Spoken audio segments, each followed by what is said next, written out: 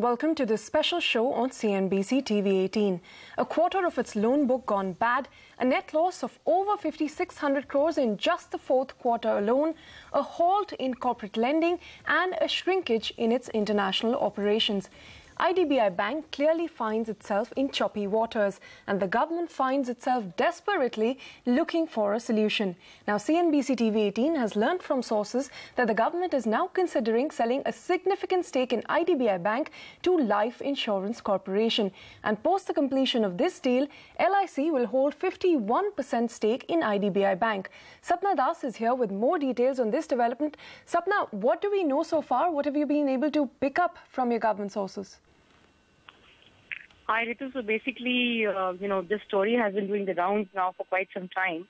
And a very broad sense that we have been given is the fact that probably post-acquisition, or rather post-deal, LIC may hold 51% stake in IDBI Bank. So that's the first big indication that we have got. Now, in terms, how much is to be sold, who is sitting at how much, those are also matters under consideration, but 51% is what LIC should be holding in IDBI Bank in case this deal actually goes through.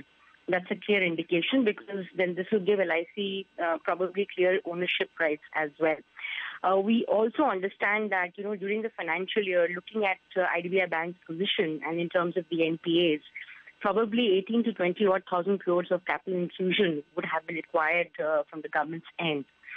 So the possible understanding is that, it all depends on, how and when the deal gets done, if at all, if it happens quickly enough, as is being indicated. It's a question mark on that, and I'll come to that in a bit.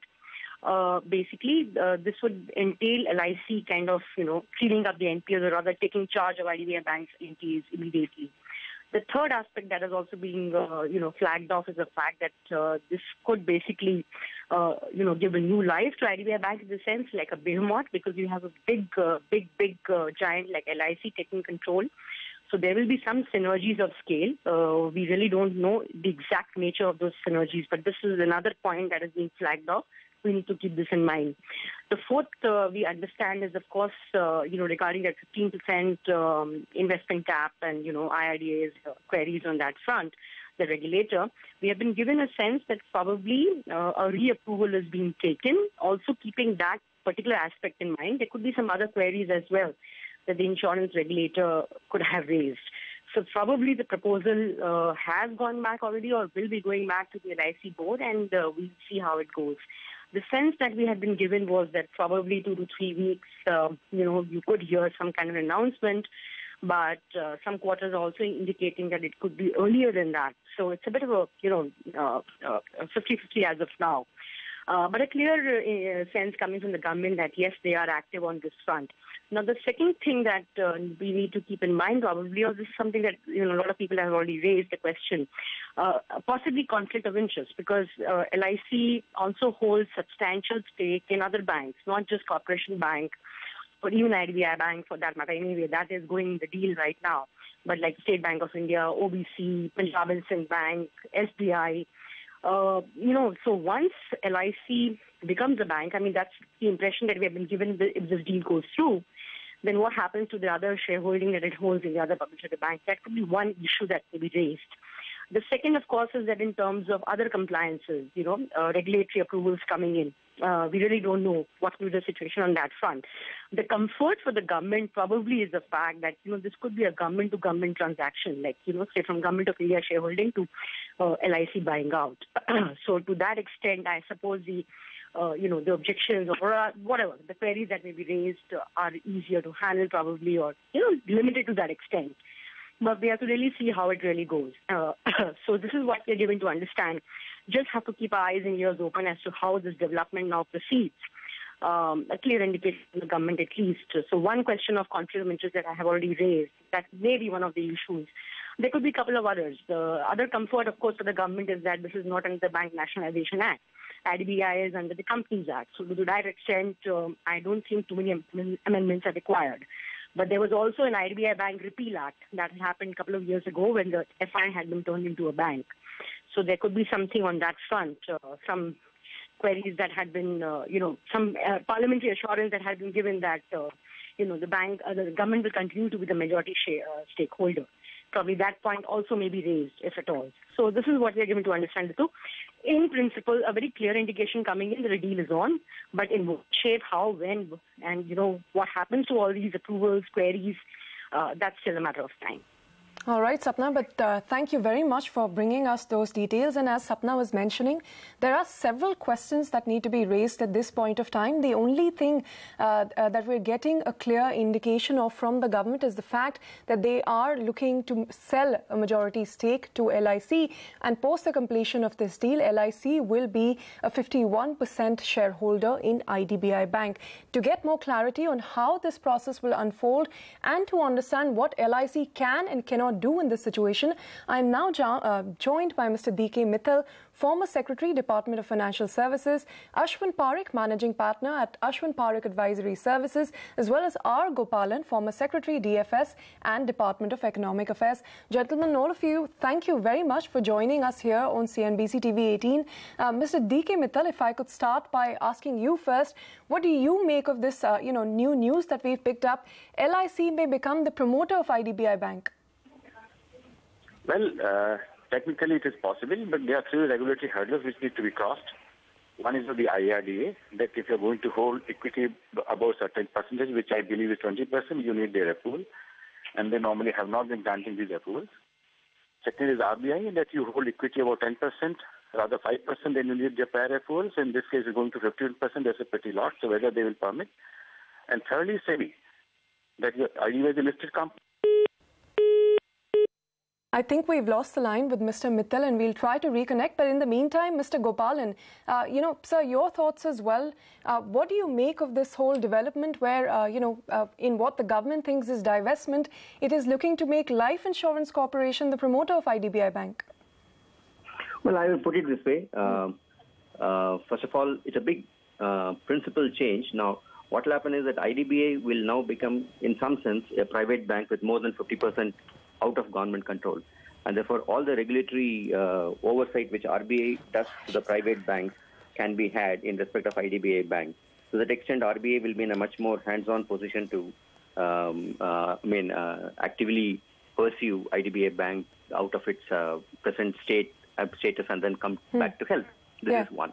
Second issue which I feel, as D.K. Mittal said, that there are regulatory hurdles to be clear. Yes, they've already been gone through. But I don't think that should be a problem, given the state of affairs of the banks in this public sector banks in this country. I don't think that should be a problem. Three, I think that as we go along, LIC will dilute its stakes. Yeah. Maybe they'll take on 51%, but there'll be a calendar by which LIC will be diluting its stake, consistent with all other people, all other equity things as far as this is concerned. Yeah. And I may not be surprised at some point in time if IDBI Bank were to turn itself into a good bank. Possibly like HDFC Bank, foreign equity up to 74% is also possible. Yeah. There are some issues which I want to flag at this point in time. Yeah. Concerns I want to flag. If they go out of 51%, they go to private. Yeah. Now, the deposit insurance issue which has been there on the horizon. So what will happen to the deposit insurance to the holders, deposit holders in IDBI Bank? Earlier, public sector banks, there was no issue. Now, this will become an issue. Second, LIC's finances. You see, LIC is, though it's a behemoth as far as life insurance is concerned, its solvency is very poor as compared to other life insurers. And there are a lot of illiquid assets. And with only 100 crores, equity base, what will be the kind of strain will be pumping on LIC? Yeah. And there are some issues which require to be tackled, like PSU reforms, PSB reforms, and infrastructure reforms, which are required to be done. So as LIC is not able to suffer, is not made to suffer on account of this. I'll stop at this point in time. Other issues, as and when we discuss, I'll be in a position to give my views. But thank you very much, Mr. Gopalan, for setting the context. Do stay on with us. We also have Mr. Ashwin Parekh, the Managing Partner at Ashwin Parekh Advisory Services. Mr. Parekh, if you could also weigh in on that, with this new development, everyone's been speaking of the regulatory challenge that such an acquisition will face. If you could take us through what exactly those would be. Well, I mean, there are several regulatory matters. One, of course, is that from the insurance regulator's point of view, an insurance company cannot hold, in case of private sector insurance companies, more than 10% in any entity, and in case of LIC, 15%. Now, clearly, I mean, that is one regulation that, IRDA will have to give perhaps, a special sort of, permission or an approval. But that's one. That's just one. Yeah. I thought somewhere along my concerns or my entire analysis of this particular transaction, is that the core issue at hand is NPA. I mean, we're talking about 28% of NPAs, gross NPAs, in the bank, and we're talking about a balance sheet size of almost about 250,000 crores. Yeah. So we're talking about almost 62,000 crores worth of NPAs to be provided for. Yeah. Now, we're talking about only the transaction. We're just talking about the fact that equity will be sold by the government to LIC. LIC will buy that equity and become a majority shareholder. But we aren't really talking about the value restoration or where does that capital, I mean, after LIC picks up that 51%, and I assume that it will be at fair valuation with proper due diligence under which, let's say, at least these NPAs are recognized. Then in that case, there is a burden that LIC will have to carry, in terms of funding that bank or provide, so that at least there is adequate capital with the bank. Okay. These are the issues. So, but the fundamental question of NPA still remains: is LIC in a position, for example, to really run or put an oversight on the management of that bank to make sure that it recovers? I mean, these are some of the very fundamental questions. In fact, Mr. Parekh, the money that LIC has is the common man's money. It's the insurance money that is, the common man has put in with LIC, and using that money to fund that acquisition on one hand also rids the government of pumping in that 18,000 crore or whatever capital is required in future into IDBI Bank. Do you think this, in what sort of, in which world does this make sense? How does it solve the problem of a bank with 28% level NPAs? No, it does not solve. In fact, to my mind, it creates more problems. Yeah. I mean, if the government starts looking at such entities like LIC, I mean, then tomorrow they could always well look at EPFO, they may look at NPSU, they may look at other funds. I mean, these organizations are sitting with large funds which belong to policyholder in one case, or in the other cases, pension holders. Now, beneficiaries have the right to that money to deploy those funds. Just to bail out the government or to bail out, a banking organization owned by the government may not perhaps be a very good answer to my mind. Okay. Because then in that case, I mean, if you look at the way the whole thing works, LIC does not have capital at all that is put by the shareholder. The entire money that we're talking about, it could be anything. I mean, the entire money as a part of the consideration for this equity transfer belongs to policyholders. Okay. Mr. Mittal, if you could also come in on that, do you think at some level this is a fallout of, what happened with Air India as far as that divestment was concerned? That was a complete disaster, from the word go, not a single expression of interest. So is it now the government trying to show some sort of a divestment by selling its stake, money moving from one pocket to the other? There could be one point I'd like to clear, which Mr. Gopal has mentioned. Government will continue to hold stake, say about 30%. Yeah. And as per the new Companies Act, any government entity, PSU, along with government, if they're holding equity more than 15%, it will continue to be PSU. So the nature of PSU will not change just because LIC is going to hold 51%. So you're saying further capital requirements of IDBI Bank in future will again be met by the government and not by, LIC, for instance? No, how could it be LIC? Because LIC is going to be one of the shareholders. So LIC can't give as them top-down or unsecured loans, so that's not a possibility. As LIC as being a 51% shareholder? Yeah. Yes. Let me complete. The two motivations, in my view, which could be driving the government to do this. One motivation could be that they say, I give it to LIC. LIC is a transitory holder of the equity, and they disinvest, which is possible. The second is when government gets money from LIC, they again reinvest into bank to capitalize it. Now, there could be only one of these two options which government wants to use this method. And I think it's a smart move. Let us appreciate that this investment is not an easy thing. And if government wants to use LIC as a transitory holder, then let it be so. They have capital and they're holding for 6 months, 3 months. There's a timeline if the government wants to give them. Yeah. Fine, within that they could find in the holder of buyer of equity, and they can say, okay, thank you very much, we are getting out of it. So I think it is a good move. Let us appreciate that point from the perspective that a government either wants to fully say get out of it with 51%, and then after that 51% by LIC is sold off to somebody, fine. Or government wants to raise this money and further capitalize. That is also possible. Okay. And in due course, LIC can again, disinvest. So I think both the options are open, which government is perhaps looking at. And I think we should appreciate this point that at least they're trying to do something about it. Well, Mr. Mittal, sure, LIC may at some point look to divest some of that 50% stake that it may acquire. But Mr. Rajgopalan, I want to chip in. I want to chip in at this point in time with a few things. Yes, sir. One is that, okay, today at this point in time, this may look to be a under the circumstances, probably one solution to take it forward, but it should not get repeated. First. Second, because LIC is a policyholders' funds and they have to give returns to policyholders. As Mr. Mittal knows, that the kind of, illiquid investments they are in, as well as on the solvency ratio being very low as compared to other life insurers, we have to look into the health of LIC also. Okay. Two, if LIC were to take the return at the fair value, then how do you expect government to provide capital to the IDBI Bank? Okay. I really do not know how these two financially will mesh together. Mr. Gopalan,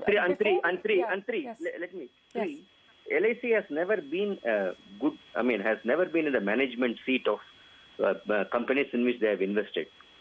Now, with 51% investment, they will be in the management seat of the bank. Yeah. Now, how is that culture going to be handled by LIC? It will be a big shock to them. I do not know how they are going to handle the culture.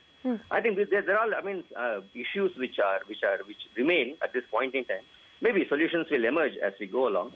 But as your viewership wants to look at all the issues that are to be put on the table, I thought I should flag them at this point in time. So, do you think, Mr. Gopalan, this is divestment in true spirit? It's what we've seen with ONGC and HPCL. Yes. No, it is just, government finances. They are trying to improve at this point in time. And but it has got a good effect. At least I find that IDBI will get out of government. It will be truly, fully controlled by RBI. Okay. Because those banks which are more than 51% owned by private, RBI has a way of regulating them appropriately with private banks. And they will do the same thing with IDBI Bank. Okay. I have a feeling that, these are good things in certain sense, but not very good things, and we should not continue with them as we go along. This is maybe take it as a one-off thing and then be done with it. Okay, we'll continue that debate on the other side of this short break. Mr. Gopalan, Mr. Parekh and Mr. Mittal, do stay on with us. We'll be right back in just a bit.